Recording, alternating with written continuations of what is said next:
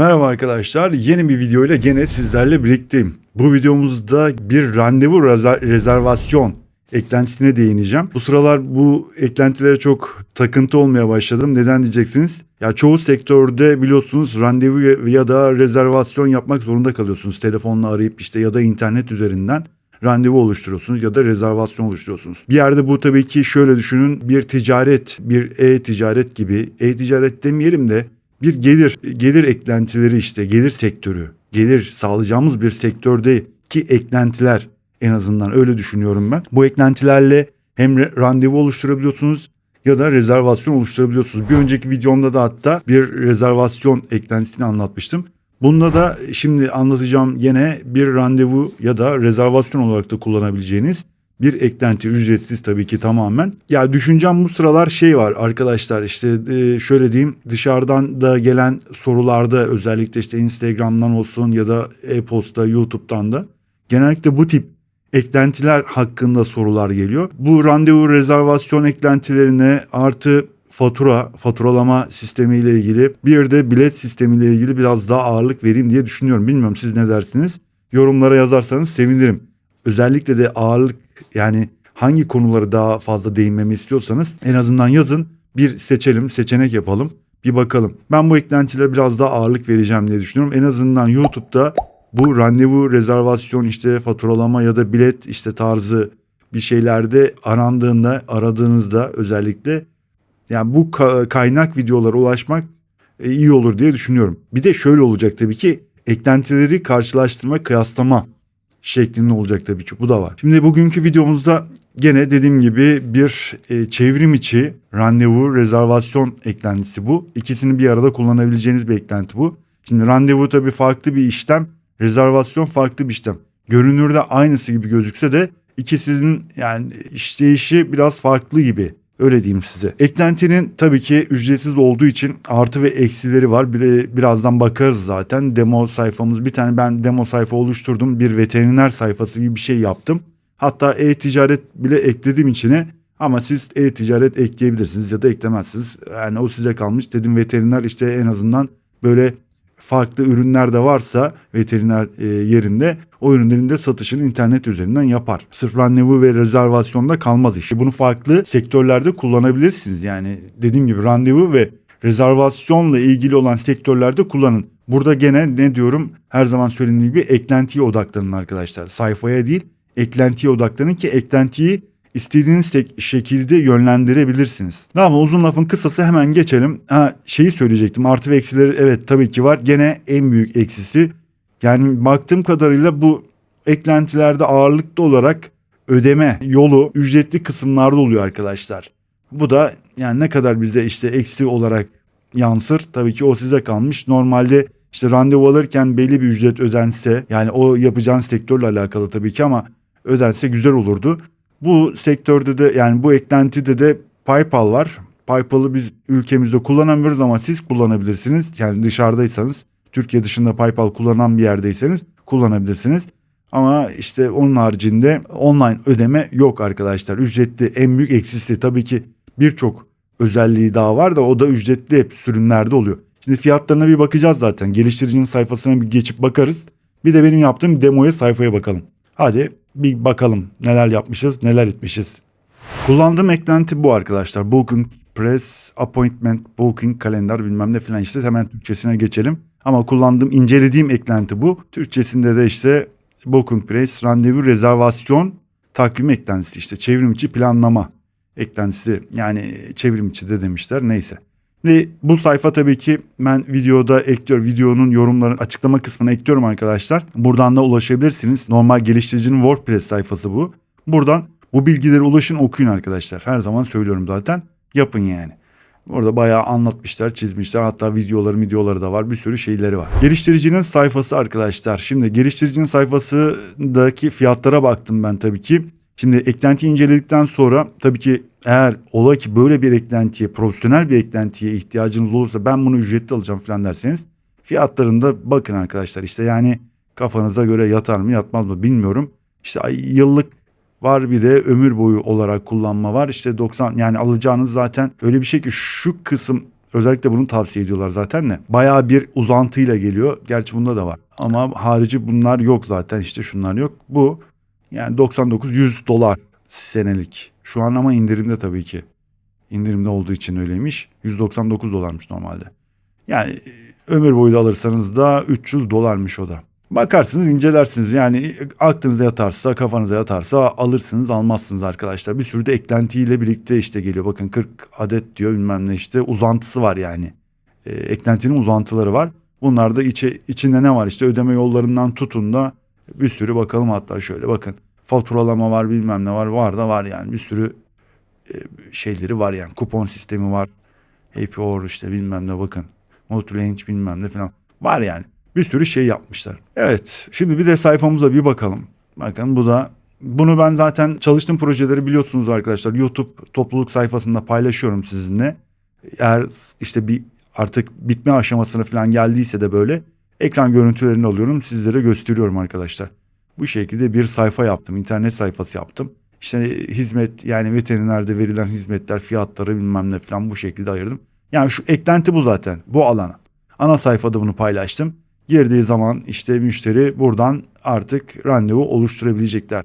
İşte buradan seçecek hangi hizmeti istiyorsa, sonra işte müşteri bir saatini seçecek. Ondan sonra işte ne yapacak? Tarihini yani saat seçecek, bilgilerini dolduracak. Ondan sonra da işte randevu detayı alacak arkadaşlar bu şekilde. Böyle bir randevu detayı falan ondan sonra da oluşturuyorsunuz. En sonunda zaten bir test yaparız. Onda sıkıntı yok, yaptığımız gibi. Öyle resimler falan. Biliyorsunuz bu arada benim de bir tane can dostum var. Labrador cinsi bir can dostum var. Kızım patron. Yani canlı, evet. Ben her zaman derim, hayvanlara iyi davranmak lazım arkadaşlar. Ne olursa olsun onlar da Yaradan'ın dilsiz kulları. Öyle diyeyim. Yani çok kötü şeyler de görüyoruz.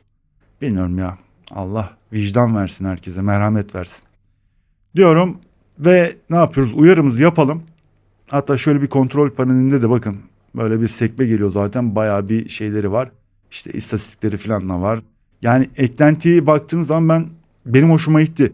Türkçe dil dosyası şu an tamamen yapamadım arkadaşlar ama büyük bir kısmı gene oldu. Türkçeleştirdim. Tamamen yaptıktan sonra da, yani Türkçeleştirmeleri bitirdikten sonra da ne yapacağız arkadaşlar? Forum sayfamızda paylaşacağım ben bunu. Forum sayfamızdan da ücretsiz olarak indirip kullanabilirsiniz. Gene dediğim gibi çeşitli yerlerinde siz eğer farklılık görürseniz değiştirin dil dosyalarında. Bunu da ücretsiz olarak veriyorum zaten size. Böyle işte bir kontrol paneli falan var. Evet, ne yapalım? Uyarımızı yapıyoruz. Ondan sonra da artık kontrol paneli WordPress sayfamızda kurulumlarını yapalım arkadaşlar.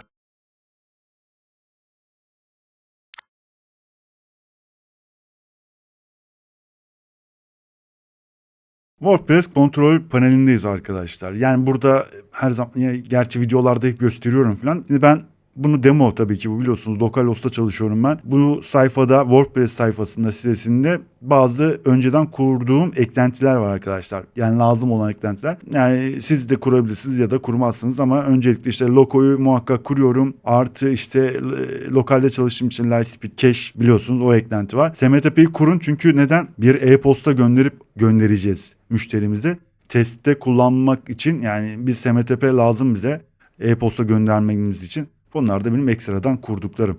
Bunları kuruyorum. Siz kurabilirsiniz ya da kurmazsınız. Sıfır, bunların haricinde şöyle düşüyor. Sıfır, yani sıfır bir WordPress, yani herhangi bir şeyimiz yok. Hatta şöyle de bakın, temamız bile yok yani. Tema, varsayılan temasıyla birlikte yani gelen. Bu WordPress. Şimdi ilk önce ne yapalım? Bir tema oluşturalım. Temamızı kuralım. Temamızı kurduktan sonra da eklentiye geçeriz. Ne yaptık? Görünüme geliyoruz. Temalara girdik.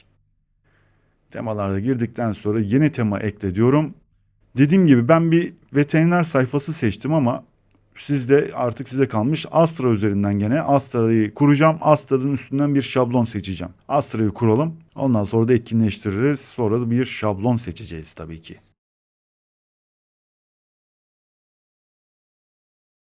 Temamızı kurduk. Şimdi bu tarafta bakın, sol tarafta zaten Astra'nın sekmesi geliyor. Menü kısmına geliyor böyle. Buradan her zamanki yaptığımız gibi ne yapıyoruz? Starter templates dedi. Yani şablonları, başlangıç şablonlarını kuralım. Onlar da gelsin. Oradan bir tema seçeceğiz tabii ki. Tamamdır. Bu da kuruldu. Evet, bir güncellesin bakalım. Şimdi İsterseniz blok editör şeklinde, yani oradan bir tema seçebilirsiniz. Elementor ya da işte Beaver site yapıcısından bir şablon seçebilirsiniz. İsterseniz, ben gerçi blok editörden seçmiştim arkadaşlar. Bu sayfa blok editör, evet, blok editörden yapmıştım. Fark etmez yani, sonuçta burada eklentiyi bizim kullanmamız gerektiği için siz istediğiniz şeyden seçebilirsiniz, sayfa yapıcıdan. Elementor'dan bir bakalım. Varsa Elementor'dan bakalım. Pet diyelim bakalım. Pet ücretsiz var mı? Pet. Ha, böyle bir şey var mesela. Tamam, buna bakalım. Nasılmış? Tamam, böyle bir header kısmı var, güzel. Ya, resimde de zorlanmazsınız arkadaş. Şu kısmı da hatta şey yaparız. Eklentimizi kurarız hatta falan. Onları kaldırabilirsiniz icabında. Bunlar kalkar. Buralara işte bir şeyler yapılır. Yorumlar var. Yani güzel. İş görür mü? Görür. Yani tabii şöyle bir şey, bunu da söyleyeyim arkadaşlar. Bakın, bu temaları kuruyorsunuz işte. Şimdi en büyük özelliği ne? Bunlarla işte ölçüleriyle bilmem ne uğraşmazsınız. Buralara farklı şeyler de ekleyebilirsiniz. Buralara sadık kalacaksınız diye bir şey yok. Siz kendiniz işte artık hayal gücünüze bağlı. Ne görmek istiyorsanız, ne yapmak istiyorsanız Elementor ya da Gutenberg blok yapıcıyla buralara farklı şeyler de ekleyebilirsiniz. Çerçeveler, videolar, işte ne bileyim, resim, o yazı mazı falan hepsi eklenir yani. Onlarda sıkıntı yok. Ne yapıyoruz? Hemen logoya geçtik. Rengimiz nasıl, iyi mi? İyi, tamamdır. Tamam, yazı da böyle kalsın. Hiçbir şey değiştirmeyeceğim. Devam ediyorum. Burada işte bakalım, gene geçen videolu muydu? Herhalde bir önceki videoda öyle bir sıkıntı vermişti hatta, biliyorsunuz. Bakalım gene verecek mi? Şu an şablonu kuruyoruz tabii ki. Şablon kurulumuna oradaki demo verileri alacak.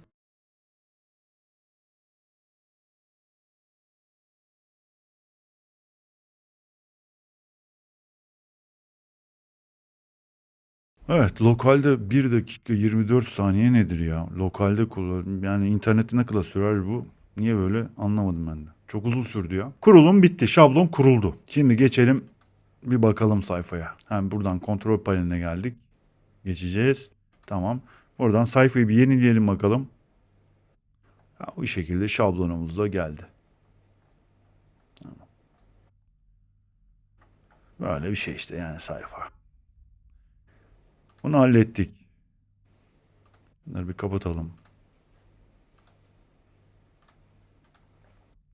Geldik. Şimdi eklentimizi kuralım. Eklentiyi kurduktan sonra eklentinin bir menülerine şöyle bir hızlıca geçtikten sonra, ondan sonra da artık ayarlarını falan yaparız. Ne yapıyoruz? Eklentilere geldik. Yeni eklenti diyoruz. Yeni eklenti ekle diyoruz. Ondan sonra şunu da şöyle bir alalım. Kopyalayalım hatta. Tamam. Oraya da yapıştıralım arkadaşlar. Evet. 10.000'in üzerinde bir etkin kurulum olmuş. 86 tane de olumlu bir oy almış. 4,5 yani. Hatta şöyle bakalım. Aynen bu şekilde işte. Yani bu WordPress'teki sayfasındaki bu bilgiler burada da var zaten arkadaşlar. Bakın. Kurulum yaparken de bunları da görebiliyorsun. Böyle. Şu anki WordPress sürümümüzde de güncel arkadaşlar. Bakın 6.4.1. Ekran görüntüleri, incelemeler. Tamamdır. Açıklama aç. Şimdi kur diyorum. Eklentiyi kuralım. Sonra da etkinleştirelim. Eklenti kuruldu. Etkinleştirdik. Şu an bakın sol tarafta geldi zaten. Böyle. Şimdi bastığım zaman bir kurulum sihirbazı herhalde karşılayacak bizi. Bakalım. Aynen bu şekilde bir kurulum sihirbazı. Bunu geçebilirsiniz arkadaşlar. Bununla bir sıkıntı yok. Yani tek tek ayarlarımızı yapacağımız için. Yoksa buradan da mesela oluşturabilirsiniz. Öyle diyeyim. Geçtik. Bunu kapatsın. Biz ayrıyetten detaylı olarak uğraşacağımız için. O yüzden geçtim onu. Kontrol paneli, eklentinin kontrol paneli bu tabii ki. Göstermiştim işte bir istatistik, artık işte randevular bilmem neler falan, onları işte müşteriler kazançları gösterdiği bir şey. Bunlar ücretsiz sürümde olması güzel şeyler aslında, baktığınız zaman bu da iyi. Yani ben eklentinin hani şu kontrol panelini çok beğendim arkadaşlar, güzel. Bayağı hoşuma gitti. Yani tek tek böyle göstermeleri falan böyle bölmüşler, ayırmışlar. Bence güzel. Buradan bir artısı var bence eklentinin. Ve bu eklenti tahminimce de işte fiyat olaylarında biraz bilmiyorum, tabii ki haklılar sonuçta da biraz daha böyle uygun olsa diyeceğim. İşte bizde döviz yüksek olduğu için bize çok pahalıya geliyor. Neyse bunlar bakın İngilizce. Şimdi ben Loco üzerinden dil dosyasını çevirmiş olduğum dil dosyasını, Türkçe dil dosyasını yükleyeceğim. Bunlar bakın şu an İngilizce. Hemen hemen büyük bir kısmını çevirdim gerçi ama çevrilmeyen alanları da var. Onları yapıyorum. Ondan sonra da kaldığımız yerden devam edeceğiz arkadaşlar. Eklentinin Türkçe dil dosyasını yükledim arkadaşlar. Bakın şimdi burada zaten %44, yani yarı yarıya hemen hemen Türkçeleştirmişim. Geri kalan kısmını da Türkçeleştirdikten sonra forum sayfamıza, yani nereye? Şurada arkadaşlar bakın, WordPress eklenti dil dosyalarına olan kısma ekleyeceğim. Oradan indirirsiniz. Bu arada formumuz faaliyete geçti. Yavaş yavaş böyle bir şeyler ekliyorum ben de. Özellikle de işte dil dosyaları ve temalar falan, işte bunlar ekleniyor. Tamamdır. Geldik gene sayfamıza. Şimdi bakalım, gördüğünüz gibi Türkçeleşmiş. Konu sekmeleri, başlıkları, yani öyle diyeyim. Takvim, randevular, ödemeler, müşteriler, hizmetler falan hepsi Türkçeleşmiş. Yani bu kısımlar Türkçe. Şimdi hızlıca şeylere bir bakın. Burası kontrol panelimiz. Takvime bir bakalım. Takvim kısmında nasıl? Tabii ki aylık, haftalık, günlük olarak burada takvimde gösterebiliyorsunuz. Yani oluşan randevuları buradan görebilirsiniz. Takip edebilirsiniz. Randevulara bir bakalım. Bu taraftan da yukarıdan da bakın aynı şekilde gidiyor zaten. Şimdi randevular, yukarıda da randevular. Böyle. Dediğim gibi kontrol panelleri güzel. Gayet iyi. Randevuları yönettiğimiz sayfa, burada herhangi bir şey yok. Filtreleme kısımları falan da var, işte bakabiliyorsunuz. Ödemelere gelelim. Ödemelerde şu ana kadar yani bir randevu yapılmadığı için, bir ödeme yapılmadığı için onları göremiyoruz zaten. Müşterilerde artık randevu alan, rezervasyon yapan müşterileri buradan görebilirsiniz. Hizmetler dediği kısım ise işte yapacağınız sayfadaki hani sektörle ilgili bölüm, aslında burası. Önemli olan burası ama tabii bunlara geçeceğiz birazdan.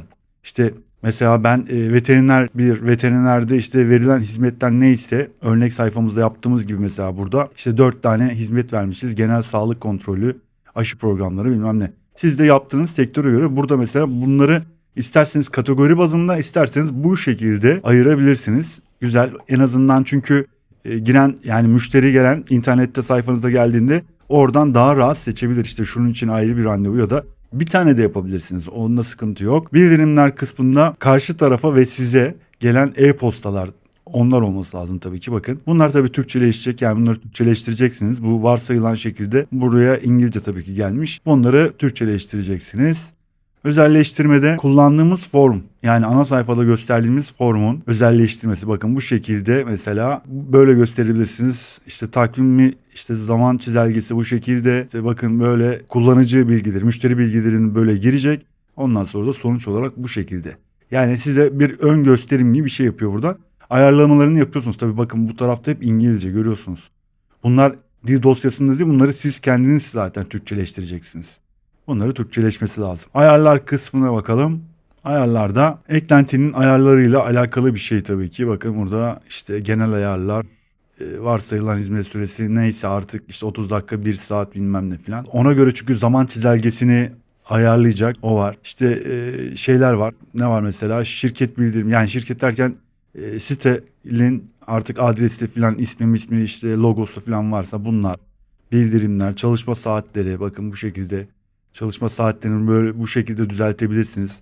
Hangi gün mesela çalışma varsa 9-17. Mesela öğleyin kapalıysa ara ekle dediğinizde ara, buraya mesela işte öğleyin 12 ile 1 arası kapalı gibi şeklinde. Tatil günlerinde mesela hangi günlerde mesela iş yeriniz hizmet vermeyecekse, mesela iş yeri hizmet vermeyecekse buradan seçebilirsiniz. İşte şu gün 28, 29, 30 ya da işte tek gün, bir gün mesela. Bu şekilde atıyorum, örnek olarak işte Ramazan bayramı, Kurban bayramı, bu şekilde bilmem ne filan. Ödemeler kısmını buradan bakın. Ödemelerde işte hangi para dil kullanıyoruz, onları bir şekilde sitede ödeme ve PayPal tabii ki ücretsiz olduğu için, sitede dediği de dediğim gibi bir öncekindeki gibi aynı, mesela banka bilgilerini bildirip size oradan da mesela ödeme yaparlar. Siz bilgisini aldığınız zaman onaylarsınız e-postada bilmem ne filan. O şekilde çalışabilirsiniz ya da PayPal varsa PayPal'la çalışırsınız. Burada işte karşı tarafın rezervasyon ya da randevu hazırladığında, oluşturduğunda karşı tarafa göndereceğiniz işte yazılar, bunları da Türkçeleşmesi lazım tabii ki. O da debug mode, yani log, işte eklentiyle ilgili bir sıkıntı, hata olduğu zaman bir çizelge defter tutuyor, kayıt defteri tutuyor. Oradan da görebilirsiniz ne hatası var, o bu filan diye işte. Eklentinin hemen hemen tanıtımı bu şekilde arkadaşlar. Şimdi ne yapalım? Baştan başlıyoruz. Kontrol panelinden başlayıp eklentiye bizim artık sektörümüzle ilgili bölümleri, hizmetlerimizi, bilgilerimizi gireceğiz. En sonunda da bir test yapacağız. Hadi bakalım, şimdi ona geçelim. Eklentimizin tanıtımını yaptık. Şimdi gene ben aynı şekilde veteriner sektörlü üzerinden yapacağım yine bu hizmetleri falan. O şekilde ayarlayacağım. Siz de dediğim gibi yapacağınız sektöre göre verdiğiniz hizmetleri ayarlarsınız arkadaşlar. Kontrol paneline geldik. Şimdi kontrol panelinde herhangi bir şeyimiz var mı? Yok. Yapılacak bir şeyler yok arkadaşlar. Takvimde de olmayacak. Randevularda da olmayacak. Önce bir ayarlara bir bakalım isterseniz. Ayarlardan ondan sonra hizmetlere geçeriz icabında. Ayarlara gelelim. Ayarlarda bakalım neler yapabiliriz, neleri düzelteceğiz. Onlara bir bakalım. Genel ayarlara geldik. Şimdi varsayılan hizmet süremiz, varsayılan yani en düşük 30 dakika içerisinde. Bunu mesela 5 dakika, 10 dakika, 15 dakika şeklinde de ayarlayabilirsiniz. Tamam, 30 dakika. Default time slot step demiş. Yani 30 dakikada bir artsın. 30 dakikada bir artacak. Sonuçta varsayılan hizmet süresi 30 dakika ise 30 dakikada bir artsın. Tamam. Servis süresine göre zamanı göster. Evet, bu da onaylı. Varsayılan randevu durumu. Varsayılan. Beklemede alalım bunu. Varsayılan randevu durumunu beklemede. Yerinde ödeme yöntemiyle ödenen randevu durumu. Tamam, bu da bekleme, yerinde ödeme. Çünkü sonuçta bizde ödeme yöntemimiz bir tek onu kullanabileceğiz. PayPal'ı kullanamayacağız. Bu da beklemeye gelsin. Bize ödeme yapıldıktan sonra bunu onaylandı olarak değiştiririz. Default demiş, şunu hemen Türkiye yapalım. Tamam, bu şekilde. Sayfa başına yerim olsun. Default tarih zamanı, varsayılan tarih dahi, tamam bu şekilde olsun. 24 saatlik format. Evet. Tüm hizmetler arasında zaman aralığını paylaş. Tamam, paylaşsın. Geçtik. Tamam. Bu neymiş? Creative Working. Randevu üzerine WordPress kullanıcısı oluşturun. Gerek var mı? Yok. Gerek yok. Yani bunu da açabilirsiniz tabii ki. Kullanıcı oluşturabilirsiniz. Yani sayfanızda bir giriş falan yapılıyorsa mesela o şekilde de kullanıcı da oluşturabilirsiniz aslında. Açalım biz de ya. Tamam, bunu böyle bir kaydedelim. Şimdi şirket bilgilerine bir gelelim. Şirketimiz ismi EPA Pati diyorum. Adresimiz de 58. cadde Gebze diyelim. Kocaeli. Tamam, internet sayfamızda böyle yazdık. Telefon numaramızda 0534. Tamam, bu şekilde bir telefon numarası oluşturduk. Buraya da bir logomuzu halledelim. Yüklesin bakalım. Tamam. Bunu da böyle kaydettik. Bildirimlere geldik. Şimdi lokal host üzerinden çalıştığım için arkadaşlar, burada ben mecburen PHP mail fonksiyonunu kullanacağım. Eğer siz tabii ki internette yapacaksınız bunu, SMTP olabilir ya da Gmail adresinizi kullanıyorsanız Gmail'i seçeceksiniz. Gmail ile ilgili zaten kanalımda video var. Gmail ayarlaması. Gmail adresinizi nasıl kullanacağınıza dair orada bir videom var zaten, hazır. Çekmiştim onu zaten. SMTP ile ilgili de zaten videom var arkadaşlar. Ondan sonra biz tabii ki PHP kullanacağımız için PHP değil mi? Onu yapacağız. Bakalım, evet, gönderici adı bu şekilde olsun. Tabii demo localhost tamam. Onu da kaydettik. Çalışma saatlerimiz tamam, 9'da çalışıyoruz, başlıyoruz. Saat 17'de bitiyor. Ara ekleyelim bir tane. 9-12'de mesela bir aramız olsun. 12 bitiş saati de 13 olsun. O saatler arasında randevu oluşturmayacak arkadaşlar mesela. Öyle düşünün. Tabii bunu diğer günler arasında da yapmanız lazım. Böyle diyeyim. Yani bunda da mesela bir ara ekleyeceksiniz. Gene aynı şekilde 12 mesela, işte 12 gene 13 arasında ara. Böyle bu şekilde aralarınızı oluşturabilirsiniz arkadaşlar. Yemek arası olur ya da işte ne bileyim, neyse. Ara şekli böyle yaparsınız. Saatlerinizi de buradan da mesela oluşturabilirsiniz. Bakın, pazartesi, salı. Bunlar zaten standart arkadaşlar, bakın. Standart. Herhangi bir ekleme falan yok, bakın. Tamam, bunu da mesela cumartesi de çalışıyoruz. Cumartesi de saat kaçta açıyoruz? 11'de açalım. 10'da açalım arkadaşlar. Tamam. Cumartesi 10'da açtık. Kapanışımızda öğle arası yok. 13'e kadar mesela icabında. Tamam 13. Tamam. Pazar günü çalışmıyoruz. Kaydettik. Tatil günlerine bakalım. Tatil günleri mesela biri zaten 2023, 24. Nerede 24? Tabii komple 23'ü göstermekte şu an. 24. 24'e geçelim. 24. Pazartesi çalışmıyoruz arkadaşlar. Yok, yalnızca biri. Tamam. Yılbaşı tatili dedik. Kaydet diyorum. Tamam. Ödemelere geçelim. Burada bir şey yok zaten anlaşılmayacak. Ödemelere geldik. Ödemelerde Türk parası, Türk iş lira. Tamam. Değerden önce demiş. Hayır, değerden sonra olsun. Şu şekilde olsun. Bakın burada zaten diyor ki bu para birimi Türk lirası PayPal'da kullanılmıyor. Çünkü bizim ülkemizde kullanılmadığı için PayPal. Değerden sonra tamam. Burada da nasıl olsun diyor. Şöyle olsun. Böyle olsun. Sitede seçtik. Ama PayPal dediğim gibi açıksa arkadaşlar kullanacaksanız PayPal'ı burada Sandbox deneme için mesela kullanabiliyorsunuz. Bu da live zaten ama biz PayPal'ı kullanamıyoruz. Geçtik. Bunu da kaydettik. Mesajlara gelelim. Mesajlarda da arkadaşlar bunları dediğim gibi şimdi bunları tek tek İngilizceden Türkçe çevirmek uzun zaman. Tamam şöyle çevirelim biraz. Şunu çevirdim. Tamam bir de şunu çevirdim. Bu şekilde çevirin. Yapıştırın arkadaşlar. Tamam. Onu da böyle kaydettik. Başka debug log. Bunda da bir şey yok zaten arkadaşlar. Şunu da şöyle açalım. Yönetimi sitede tamam demiş.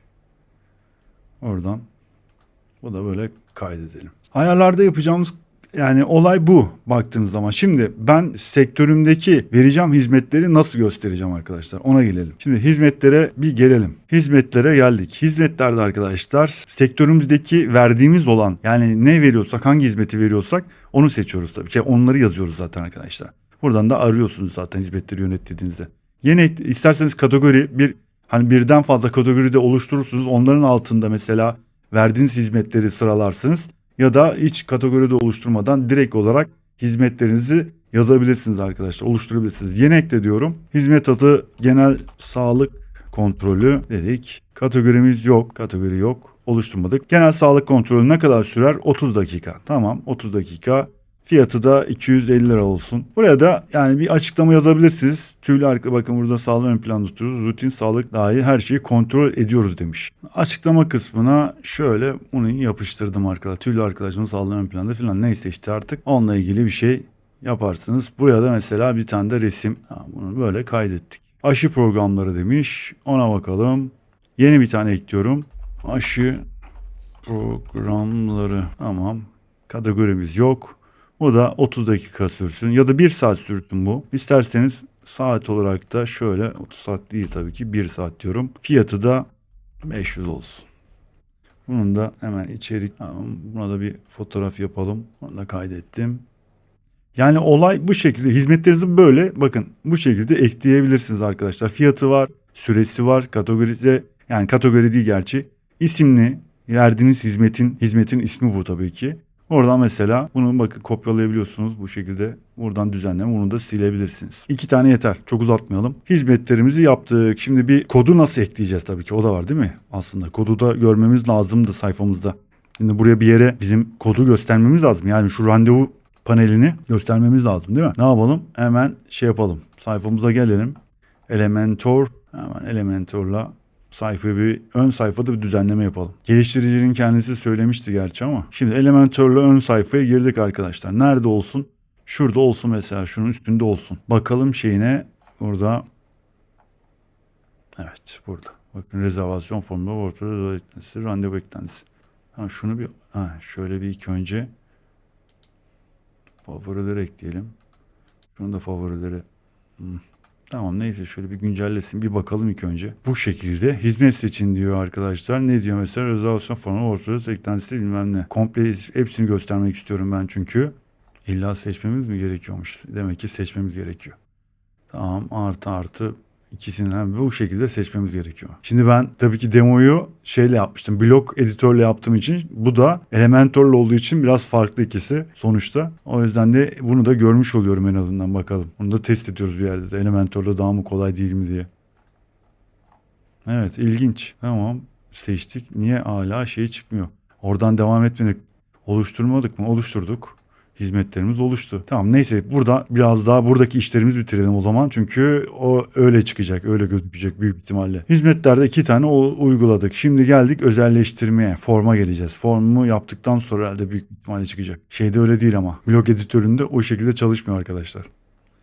Tamam. Randevu formu. Orada şimdi örnek olarak bu şekilde gösterecek zaten arkadaşlar. Böyle bir şey, böyle bir form gösterecek bize de. Oradan makale bakalım şimdi. Hizmet açıklamasının gizli. Hayır. Varsayılan kod olarak tümünü göstersin. Rezerve edilen zaman aralıklarının gizli. Tamam, bunu da açalım. Onun haricinde hizmet seçim adımını gizli. Hayır. Gizlemesin. Tamam. Data tarih zamanına bakıyoruz. Bu şekilde gösterecek arkadaşlar. Tamam. Buna da okey diyelim. Tamamdır. Böyle gelecek. Ondan sonra bu şekilde gösterecek. PayPal aslında yok, tamam. Tamam, böyle bir kaydetsin bakalım. Şimdi bir bakalım. Ha, işin ilginç yanı, evet. Niye ya nerede çıkıyorsun sen? Tabii biz kılavuzu hiç bu tarafa bakmıyorum arkadaşlar. Görüyorsunuz bakın. İşte nereden ne çıkıyor. İşte siz de böyle ara sıra benim düştüğüm hatalara da düşebilirsiniz arkadaşlar. O yüzden sizin için de bir tecrübe oluyor bu şekilde. Nereye gitti şimdi? Buraya geldiler. Tamam, şunu kapatalım bari, bu kalsın böyle. Şimdi güncelle diyelim.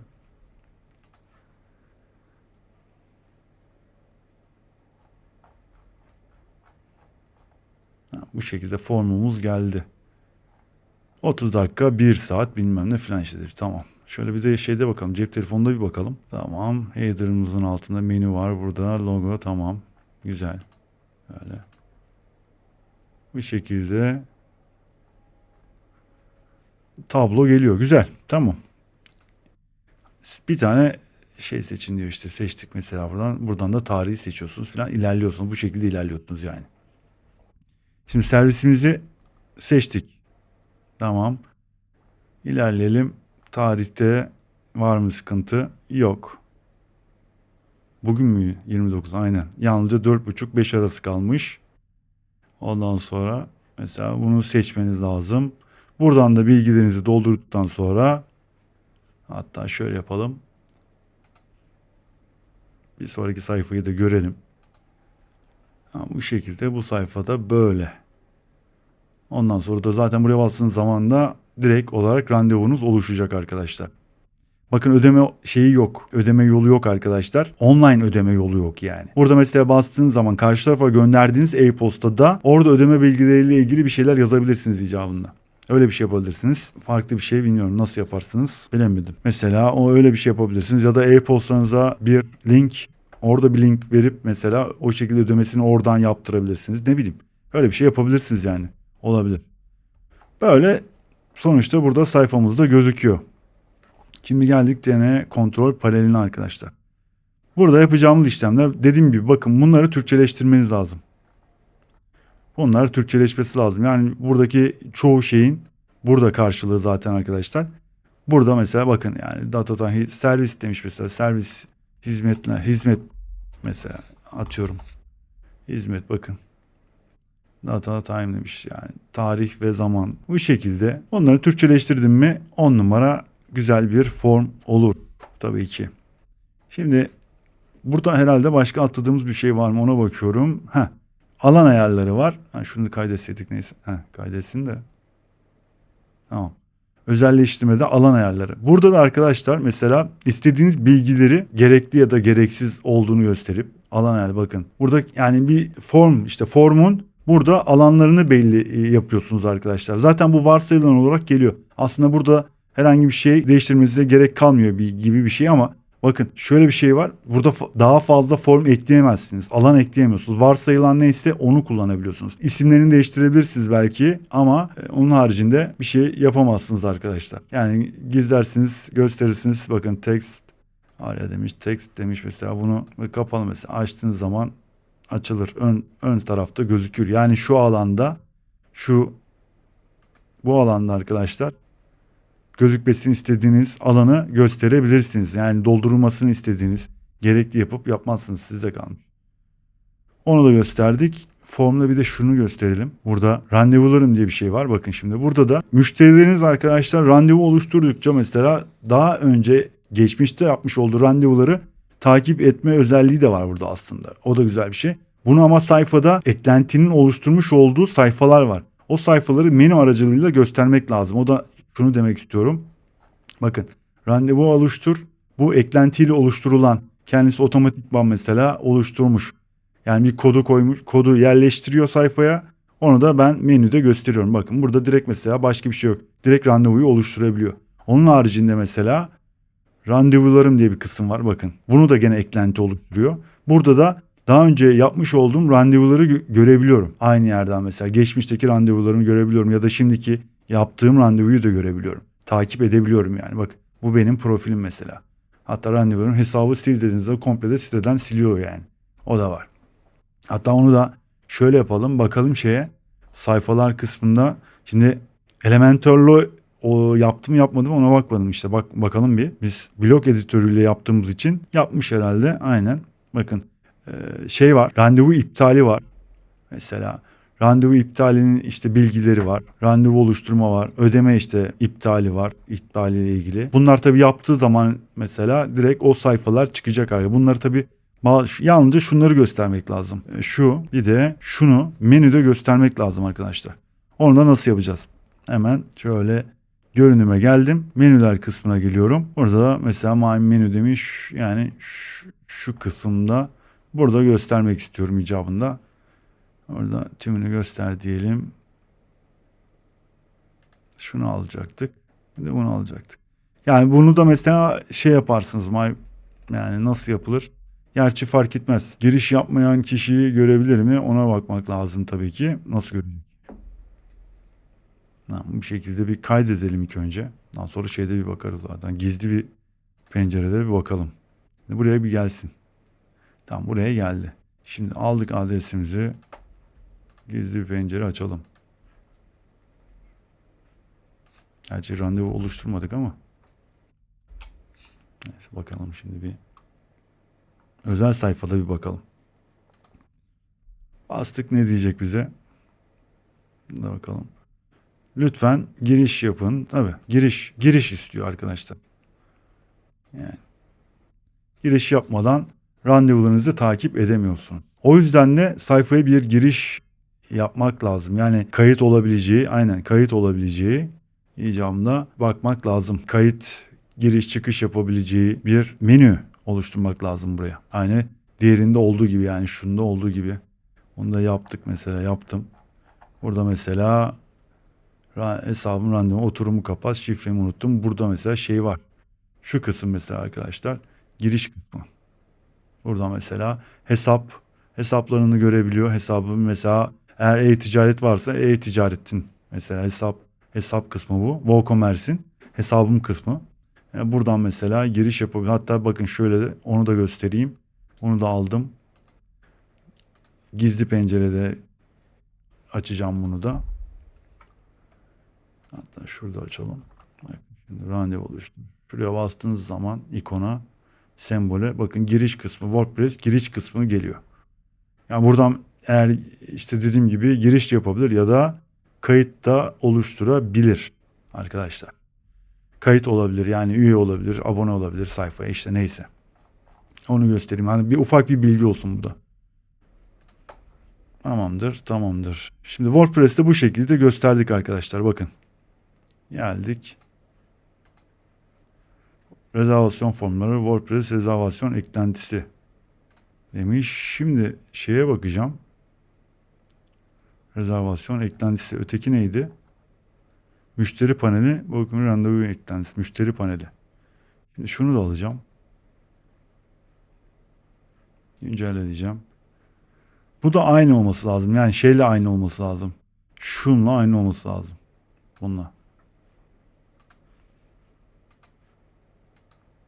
Evet. Bunda mesela üstüne bastığınızda Yani bu normal kısa kod gibi değil. Normalde kısa kodu biliyorsunuz, kısa kodda yapıştırdık. Tamam, bu şekilde doğru, tamam, mantıklı. Evet, evet. Bak, My Booking. Şimdi şeyde bir bakalım. Güncelledik mi onu? Güncellemişiz. Ana sayfaya gidelim. Evet. Bu da ana sayfada. Yani ana sayfada göstermezsiniz canım onu zaten. Kaldır gitsin. Tamam. Şimdi evet.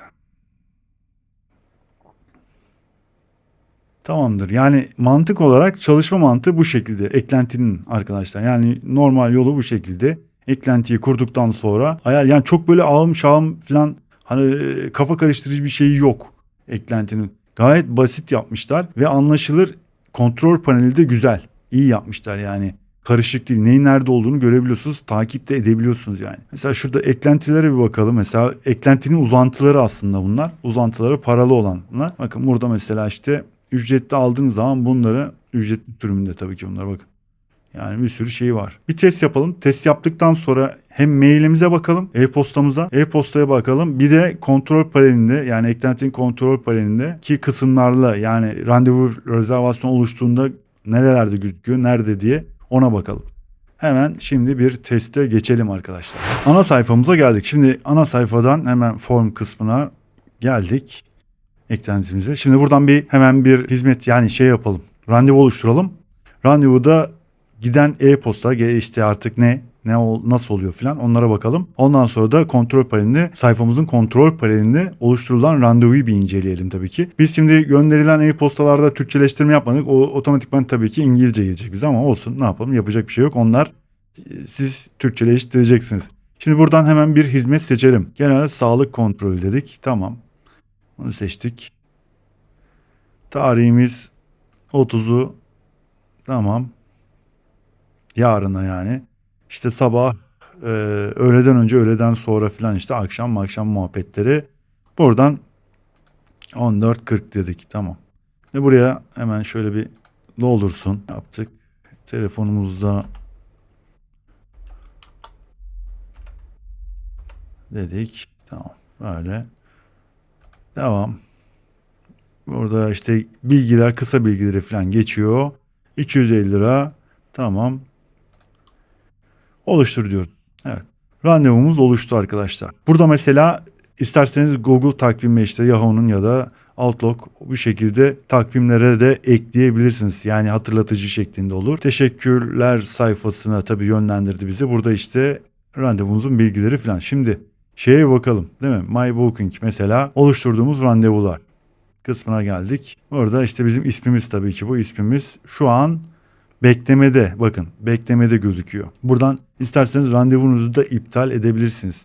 O seçeneği isterseniz açarsınız, isterseniz onu kontrol panelinde yapabiliyorsunuz arkadaşlar.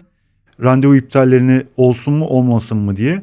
Buradan seçerseniz mesela iptal edilme kısmı kalkar. Yani orada yaparsanız kalkar kontrol panelinden, öyle diyeyim.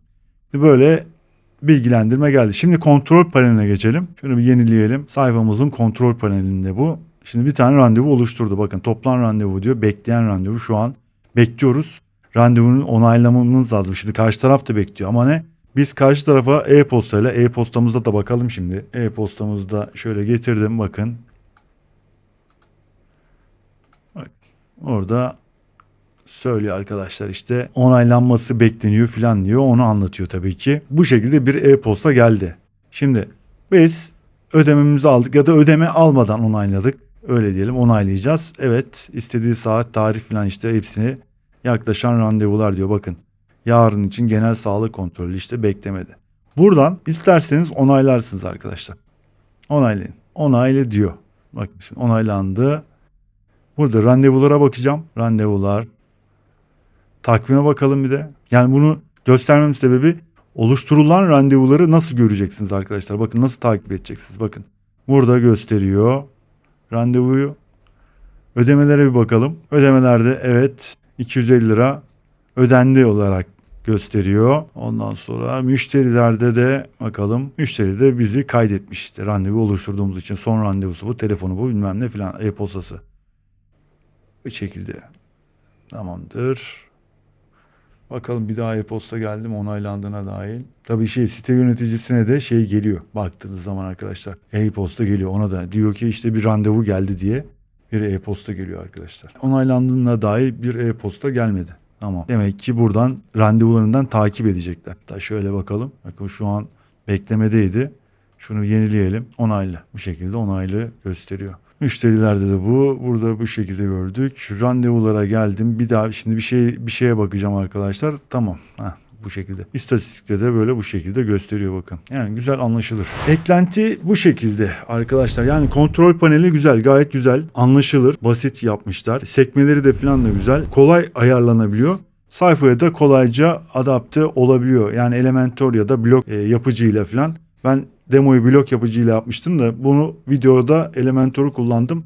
Biraz orada farklılık var tabii ki baktığınız zaman. Neyse onu da ana sayfada gösterdik. Randevuyu nasıl oluşturduk falan.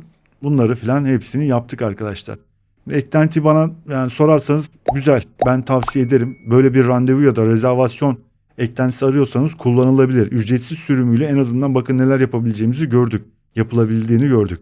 Daha profesyonel bir şey de istiyorsanız fiyatlarını da videonun başında göstermiştim. Oradan da artık tabii ki okuyun. Artı eklentiler, uzantıları da var. Çünkü ücretli sürümü aldığınız zaman artı uzantıları alacağınız için de orada mesela o uzantıları da bakın. Hani işinize yarayabilecek uzantılar falan ne var ne yok diye. Çünkü sonuçta yani en kötü ihtimalle $100 $200 falan para vereceksiniz. Bu da ciddi bir para baktığınız zaman.